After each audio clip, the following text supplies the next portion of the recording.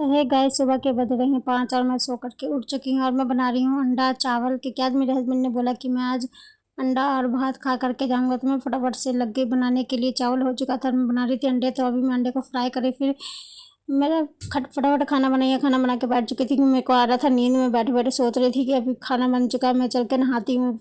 तो फिर उसके बाद मैंने फटाफट नहाया, तैयार हुआ और मैं अपने चाय और बिस्कुट लेकर के बैठ गई खाने के लिए। क्योंकि ट्यूशन वाले बच्चे भी आने वाले थे, 9 बजने वाला था।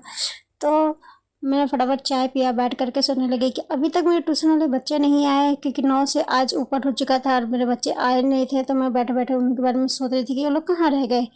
तो जैसा कि देख सकते हैं, इधर मेरे बच्चे आना भी स्टार्ट हो चुके हैं। मैं उनको बोल रही हूँ कि कायदे से बैठ जाओ सारे के सारे बच्चे अपने अपने लाइन में। तो वो लोग धीरे धीरे आना स्टार्ट हो रहे थे। फिर उसके बाद जब मैं पढ़ा करके हटी, तो जैसे कि देख सकते हैं, मैं दरवाजे पे खड़े होकर के देख रही थी। और इधर क्या, ये छोटी सी बच्ची मेरे से को कह रही, चिल्ला चिल्ला के कह रही है आंटी आंटी। वो बहुत परेशान करती है। और ये मैंने देखा, ये क्या, मेरे इधर तो कुतिया सो रही है अभी तक। फिर बच्चे पढ़ के जा चुके थे और मेरे घर हो चुका था पूरा गंदा। तो मैं अब इसको झाड़ू लगाने का था। तो मैं देख रही थी कि भाई, ये बच्चे हैं कि क्या है, पूरे घर को कबाड़ा मचा के जाते हैं। जैसा कि आप सब भी देख रहे हैं कितना गंदगी मचा करके गए हैं। तो आज तो फिर भी कम है। फिर मैं लगी फटाफट झाड़ू लगाने के लिए, क्योंकि अभी जो है मेरे को पूरी घर की सफाई करनी बाकी थी। खाना तो वैसे बन चुका था, झाड़ू लगाने के बाद पोछा लगाना था, फिर कपड़े धोने थे।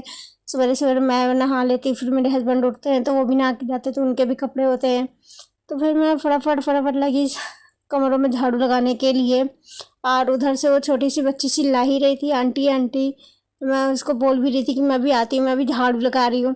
तो उसके बाद मैं फटाफट झाड़ू लगाई और फिर मैं गई प्रदीप सेठ की दुकान पे। और ये क्या, बच्चे सारे के सारे मेरे को देख के भाग रहे थे कि मैडम आ रही है, मैडम आ रही है, चलो भागो भागो। सारे बच्चे उथल पुथल होने लग गए। फिर मैं कुर्सी पे बैठ के फिर मैं इन दोनों की भी वीडियो बनाने लगी। तो वो लोग अपना चेहरा छुपा रहे थे और श्वेता भी देखो देख करके भाग रही थी। फिर मैं सब्जी लेकर के घर गई, तो यहाँ पे बैठे बैठे दुकान वाली भाभी भी बैठे बैठे भाषण दे रही थी। तो फिर मैं, उनके बच्चे देखो कहाँ मिट्टी में खेल रहे हैं। और ये कुतिया देखो, 3 बज चुके हैं, मेरे हस्बैंड आ चुके हैं और ये कुतिया हड्डी लेके बैठी है। तो फिर मैं 3 बजे फिर मेरे ट्यूशन वाले बच्चे आ जाते, तो मैं उनका इंतज़ार करने लगी। और जैसे कि देखते हैं, दोपहर का समय हो गया है और लाइट भी नहीं है। तो इधर मेरे ट्यूशन वाले बच्चे भी आना स्टार्ट हो चुके हैं और मैं पढ़ा करके हटी शाम 5 बजे। तो फिर उसके बाद मैं बाहर बैठी, तो शुरू के साथ मैं खेल रही थी, बातें कर रही थी। शुरू को चोट लगा, मैंने उसको बोला बोलो हाय करने के लिए, तो हाय नहीं कर रही थी, वो खाने में बिजी थी। उसके गाल पे चोट लगा तो उधर काला हो गया। तो मैं उसको वही कह रही कि यहाँ आपने कैसे चोट लगा लिया। तो कर रही थी, वो खा रही थी। तो धीरे धीरे बहुत शाम होते जा रहा था, मुझे फिर शाम के लिए खाना बनाना था। जैसे कि देख सकते हैं, अंधेरा हो रहा था। फिर जल्दी जल्दी, बहुत जल्दी जल्दी टाइम आज बीत रहा था। ये छोटी सी बच्ची मेरे से कह रही है आंटी आप इतने दिन से कहाँ थी, देखो कैसे मेरे को परेशान कर रही है। कह रही है आंटी आप कहाँ थी, और जो है मैं आपको कई दिन से नहीं देखी, देखो रात हो चुका है। और मैं घर के अंदर आई, फिर मैंने सोचा कि अभी मैं क्या ही बनाऊँ, मैं सोच में पड़ गई क्या बना। तो मैंने फटाफट उठाया चौपड़ी और मैं चल गई दुकान की तरफ।